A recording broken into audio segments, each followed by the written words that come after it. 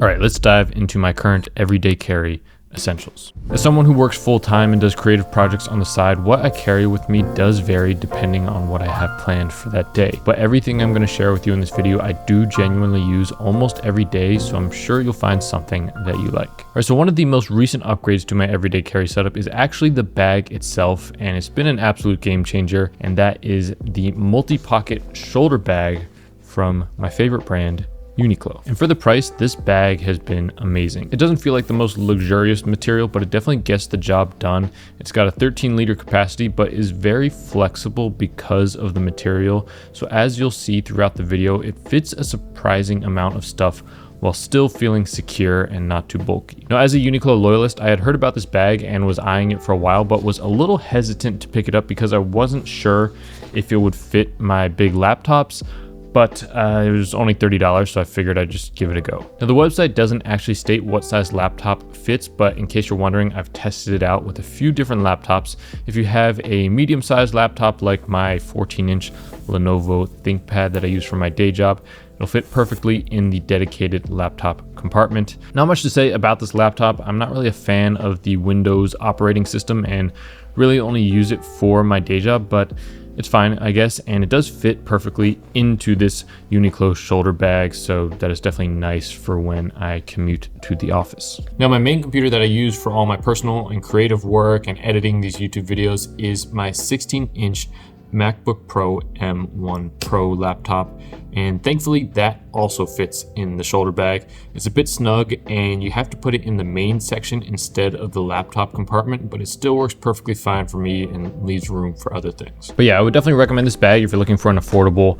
compact shoulder bag just for carrying some basic everyday essentials, laptops and stuff. And it's also very versatile, so on days when I'm going out to shoot videos, vlogs, take photos and stuff, I can use this camera cube from Peak Design and sort of convert this bag into a camera bag. I'll save the specifics of my camera gear and vlogging setup for another video, but on those days that are more creative focused, or if I'm traveling, going to a cafe, or just having a more chill day and want to have a more minimal setup, I'll leave the big laptop at home and instead bring one of my iPads, which fit perfectly into this bag as well. By the way, if you're new here, my name is Miles, and on this channel I share parts of my lifestyle, my favorite tech, camera gear, and other interests of mine, and how they all come together to help me live a creative, productive, and fulfilling life.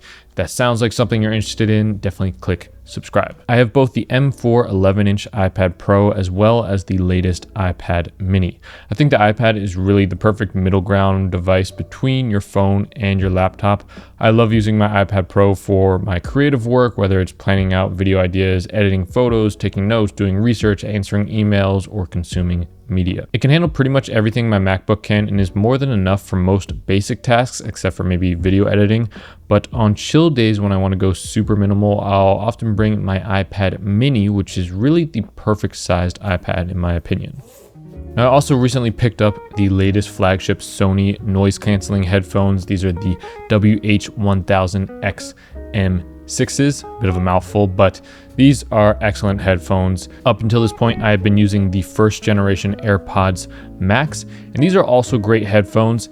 They sound really good and feel high quality, probably more high quality than the Sonys because they're got this metal sort of headband thing, whereas the Sonys are more plastic primarily. But I started to have some connectivity issues and found that since they're so heavy, they actually kind of hurt my head if I wear them for more than like an hour at a time. When I'm at the office or working from home, I like to wear noise canceling headphones, sometimes even without playing any audio or music at all, because I find that it just helps me stay focused and be way more productive. Since I usually work for multiple hours at a time without taking a break, the AirPods Pro Max just weren't ideal for that because they would just start to hurt after an hour or two.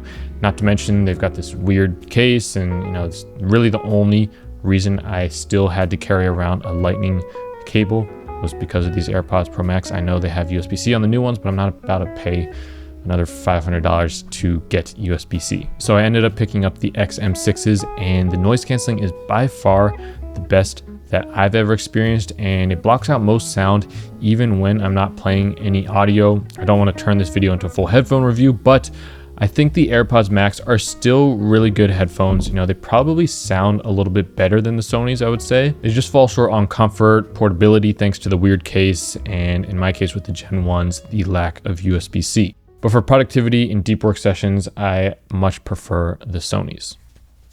All right, next up we've got my iPhone 17 Pro. I picked this up back in September when it came out, and I ended up going with the blue color. This is definitely my favorite out of the three, I think.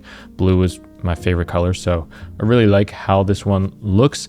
And I didn't do a full video on it when it first came out. Maybe that was a mistake. Maybe I missed out on all the iPhone hype on YouTube. But to be honest, there just wasn't a whole lot to talk about apart from the camera upgrades. So I just didn't really feel like making a video on it. But one notable change for me personally is I went for the smaller size instead of the Pro Max. I've been getting the Pro Max size for the past, I don't know, since the iPhone like 10s Max, I think I've been going with the bigger size. But this year I felt like, you know, just taking a more minimalist approach. I was like, I don't need this big phone screen. I don't really want to even be on my phone all the time. So I went with the normal size, and I definitely am glad that I went with this. It just feels like it fits nicely in my hand. It fits in my pocket without like making this giant bulge, and I don't know, it's just way more convenient. And also for taking pictures and videos, it's also nice to have the smaller phone, so I'm not like fumbling around trying to hold this massive thing where I need like two hands to grip it. I can just kind of casually take photos and videos with just one hand. So really enjoying this phone. Now, because of the incremental upgrades that they're making each year with the iPhone, there's really no need to upgrade your phone every year. You can definitely wait at least 2, 3, maybe 4+ years before upgrading. For me, I like to try out all of the latest new features because I'm a bit of a tech nerd, but I also see it more as me getting a new camera each year, because although I have a bunch of different fancy cameras, my iPhone is still definitely my most frequently used camera, and they have been making pretty significant upgrades to the camera each year. The camera on this thing is really incredible for both photo and video. It's got, you know, 3 lenses. They're all 48 megapixels now. It can shoot great photos, and the video is super exciting. You can now shoot in Apple ProRes RAW, which is pretty insane. I'll be doing a full video and I guess more long-term review of my iPhone setup for photography and videography, so keep an eye out for that on the channel if you're interested. Now, another thing I enjoy using every single day is actually an app that lives on my phone called Brilliant. Brilliant is a learning app that helps you become a better thinker and problem solver through interactive, hands-on lessons in topics like math, science, programming, data, and AI. For me personally, I've always been fascinated by tech and software, but I've never had any formal teaching in programming or learned how AI really works under the hood. Yes, in theory, I could just read a textbook or watch random YouTube videos, but realistically, I probably wouldn't stick with that approach or get the chance to apply the knowledge. Thankfully, Brilliant makes the process fun and motivating. Their courses are built around active problem solving, so you're actually learning by doing, not just passively watching someone else explain a concept. Lately, I've been going through their How AI Works and Programming with Python courses, which break down complex topics in a way that's visual, interactive, and surprisingly intuitive. Each lesson is short and engaging, so I can make consistent progress without feeling overwhelmed. If you'd like to build practical skills related to programming, data analytics, or AI, I highly recommend checking them out. To learn for free on Brilliant, go to brilliant.org/MilesMochizuki, scan the QR code on screen, or click the link in the description. Brilliant's also giving our viewers 20% off an annual premium subscription, which gives you unlimited daily access to everything on Brilliant. Big thank you to Brilliant for sponsoring this video. Now, back in September, I also picked up the new Apple Watch Series 11, which has been great. I got the black color and the smaller size, which fits perfectly on my wrist and looks great with just this basic dark gray sport loop. Before this, I had the older Apple Watch Series 5 or 6, I believe, in this just bright red color. And that one was fine. It still got all the latest updates. It was just a bit sluggish. The battery life was kind of rough, and the bright red just sort of clashed with any outfit that I wore. Whereas the battery on the Series 11 is really good. It's more than enough to last me the entire day, and I pretty much only pop it on the charger once per day when I'm just taking a shower, and that's more than enough for it to charge nearly to full and then wear it to track my sleep for the entire night. Now, getting into some of the side pockets of my bag and the different accessories that I carry with me, I usually bring this Anker charging brick with me along with this USB-C cable. It's got 3 ports, 100 watts, can charge my laptop, my iPad, phone, whatever I need.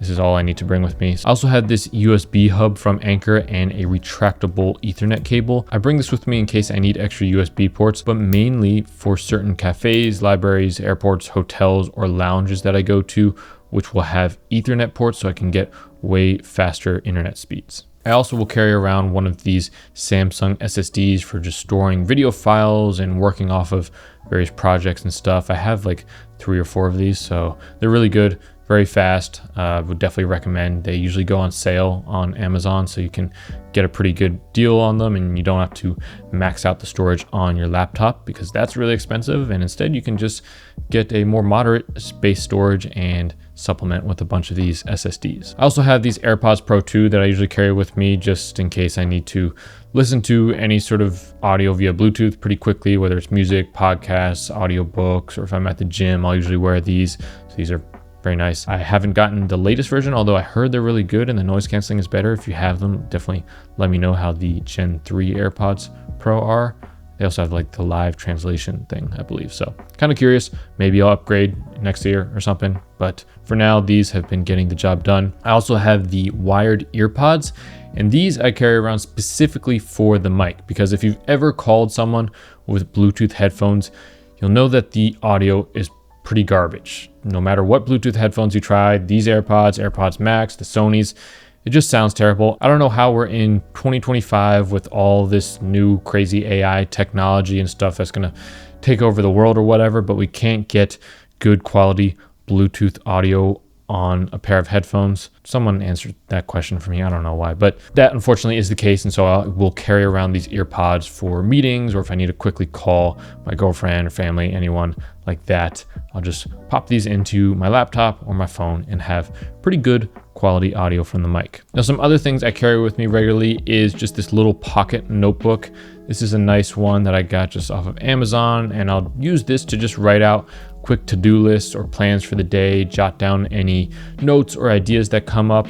And this one's really nice because it can fit this Muji pen that I got perfectly down the spiral, so I can just take this with me, put it in my pocket even, or in one of the side pockets of my shoulder bag. I also occasionally will bring my Leuchtturm journal with me. Usually this stays at home at my desk, but on maybe Sundays when I know that I want to just chill at a cafe or park or something and do some journaling, I will bring this with me as well. I also always bring one of these tissue packets with me just in case. I often get runny noses, stuffy noses because of various allergies, so I'll bring these with me all the time. And in winter, or if I'm traveling, I also like to bring this portable daylight lamp. Basically, it's this super bright light that kind of mimics the sun. So I'll put this on at my desk or wherever I'm working and just kind of have it pointed towards me for maybe 30 minutes or so. And it helps wake me up, increase my focus and alertness, and set my circadian rhythm. After a few days of this, you'll naturally start to wake up earlier, sometimes before your alarm clock,